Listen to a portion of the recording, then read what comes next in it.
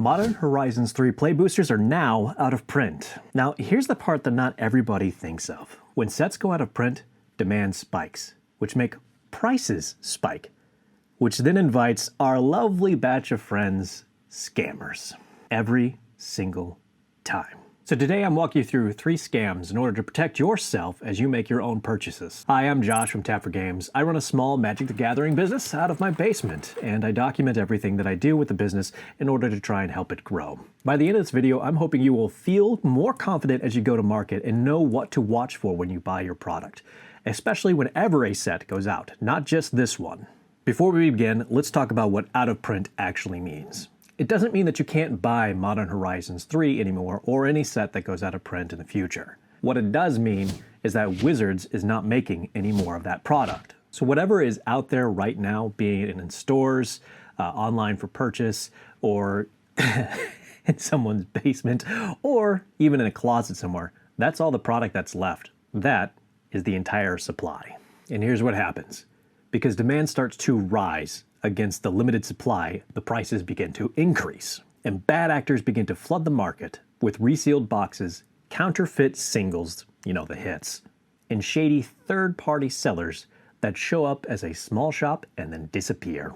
And this isn't theoretical. And heck, it's not even only just at the end of life of the product. At the beginning of this product's life, Modern Horizons 3, there were people who were getting fake boxes directly from Amazon.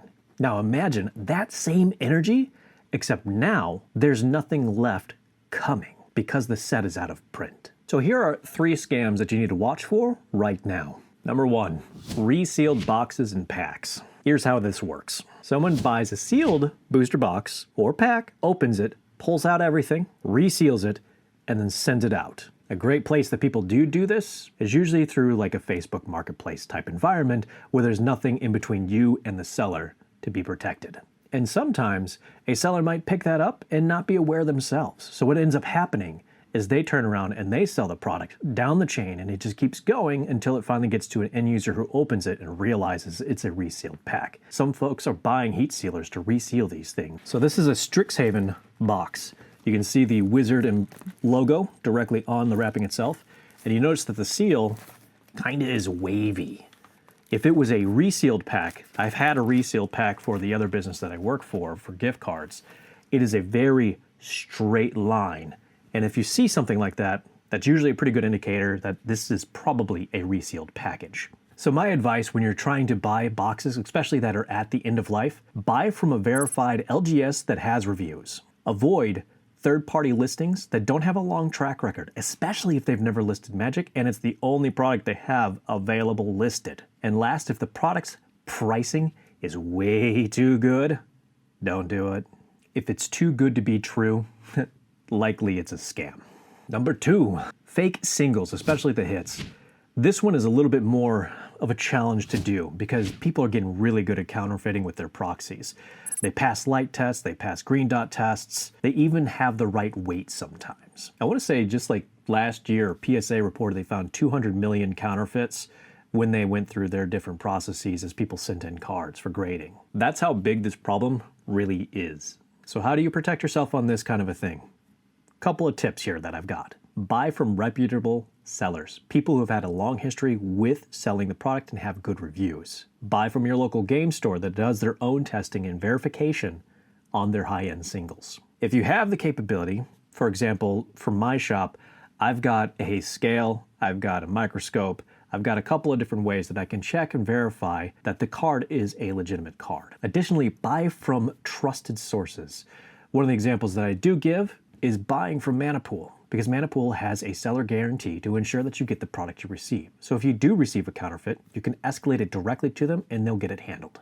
An easy tip, if you're one of those folks that seem to have more than one copy of things, bring the real copy you have when you're going to buy in person and do a quick side-by-side comparison to make sure that everything matches. The last tip I would say, don't skip tests just because you think a buyer is legit.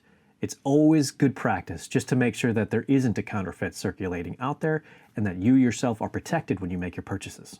Number 3, disappearing resellers. Ooh, man, this one This one I actually did not know. I learned recently as I was going through, and I kind of saw all the flags. I said, oh, hold on a minute, because I was going to make my own purchases for Modern Horizon 3. I'll actually throw it up on the screen. Basically, here's what you're watching out for. You're looking for somebody who is well below market, who has very low sells, who has not been in the market very long as a seller, and on top of that, it's the only product that they are selling. That is a huge flag. What'll likely end up happening if anybody purchases this product is that they're going to see it get updated and that the shipping's on the way, and then the seller is going to change the shipping, and then all of a sudden you just never get your product, and then they get paid by TCGP because they did not realize that, hey, this did deliver on the first original tracking, but it's to the wrong location, but the buyer didn't know because they swapped the tracking. It's not good. And then they get money, and boom, you don't get anything.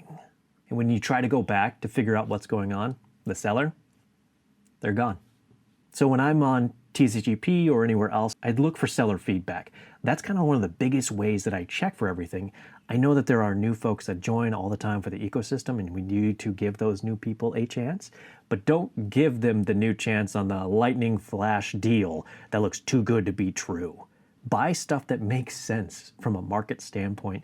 And as sellers start to gain their own reputation and see the amount of things that they are selling and things are going well, that's perfect. That's what you're looking for. So make sure that you're using platforms that have buyer protection and you're smart about making the purchase so you don't have to deal with the headache of someone who's trying to scam you.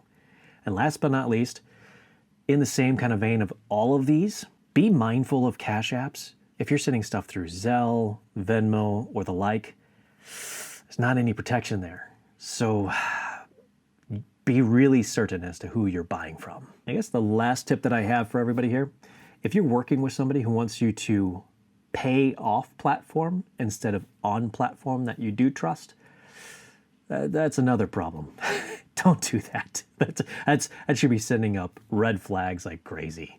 So if we're gonna sum this all up, let's just make a really quick and easy checklist for everybody here. Buy from known sellers. Check the seller's feedback. Test your singles when you get them. Use platforms with buyer protection. And if the deal looks too good, it probably is too good. If this saved you from a bad purchase, a like helps get this out in front of more people who could actually use it. And if you want more real talk about Magic the Gathering and kind of running a business out of your basement, out of your side hustle, subscribe. It's exactly what this channel is about.